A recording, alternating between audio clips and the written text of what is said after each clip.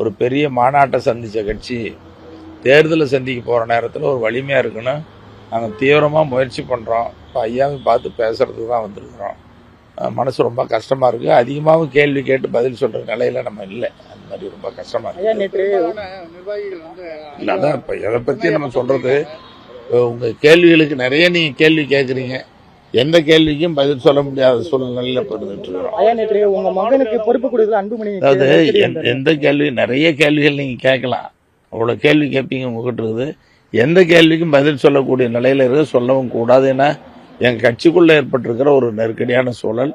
இதை வெளியில் அப்படி இப்படி சொல்கிறது, எந்த கேள்வி கேட்டாலும் சரி, அது சரியாக இருக்காது. அதனால் அதான் எந்த கேள்வி கேட்டாலும் அதுக்கு பதில் சொல்கிறதுங்கிறது சரியாக இருக்காது, சொல்லவும் கூடாது. அது நல்லதில்லை.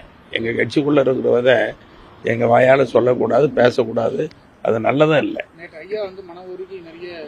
அதான் இப்போ நீ சொல்கிறதெல்லாம் புரியுது. நிறைய கேள்விகள், எந்த கேள்விக்கும் பதில் சொல்கிறது மனசு கஷ்டமாக இருக்குது.